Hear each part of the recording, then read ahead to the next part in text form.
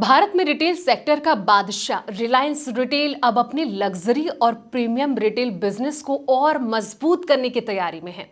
Company ने अपने luxury arm Reliance brand को अपने मेन रिटेल बिजनेस के साथ मर्ज करने का फैसला किया है। ये खबर उन निवेशकों के लिए खास है जो कि रिलायंस रिटेल की प्रपोज्ड लिस्टिंग का बेसब्री से जो है वो इंतजार कर रहे हैं। नमस्कार, मैं हूं संध्या बिष्ट और आप देख रहे हैं द इकोनॉमिक टाइम्स हिंदी।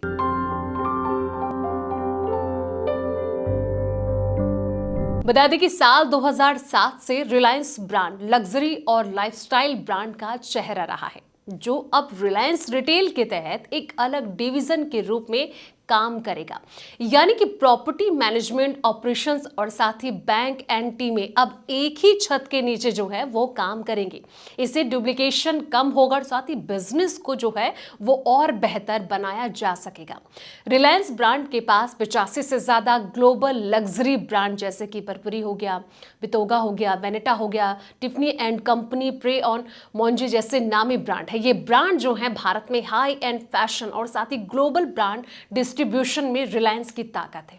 लेकिन अब कंपनी इन ब्रांड को रिलायंस रिटेल की मेनस्ट्रीम स्ट्रेटजी के साथ जोड़कर और ज्यादा स्मार्ट तरीके से ऑपरेट करना चाहती है। पिछले कुछ समय से कंज्यूमर डिमांड में थोड़ी कमजोरी जो है वो दिख रही थी। ऐसे में रिलायंस रिटेल अपने बिजनेस को और ज्यादा ऑप्टिमाइज करने की कोशिश में लगे हुए हैं। FY25 में कंपनी ने 2155 स्टोर्स बंद किए, जो कि पिछले साल की तुलना में दोगुने हैं। ये स्टोर बंद करने का जो उद्देश्य है मार्जिन को बढ़ाना और साथ ही बिजनेस को रैशनलाइज करना था। इसका नतीजा क्या हुआ, इस पर भी नजर डालते हैं। रिलायंस रिटेल ने FY25 में 8% रेवेन्यू ग्रोथ के साथ 2,90,979 करोड़ रुपए की नेट रेवेन्यू को 12% की बढ़त के साथ 12,392 करोड़ रुपए का नेट प्रॉफिट हासिल किया। इसके अलावा रिलायंस ब्रांड ने 2,684 करोड़ की सेल्स दर्ज की, जो कि 12% की ग्रोथ दिखाता है। हालांकि इसका नेट लॉस FY25 में बढ़ा है। इस मर्जर से कंपनी का जो फोकस है डुप्लीकेट फंक्शंस को खत्म करने और ऑपरेशनल कॉस्ट को कम करने पर है। साथ ही रिलायंस रिटेल की अपकमिंग लिस्टिंग को देखते हुए ये जो कदम है निवेशकों को कंपनी की स्ट्रॉन्ग स्ट्रैटेजी और लॉन्ग टर्म विजन का भरोसा जो है वो दिला सकता है।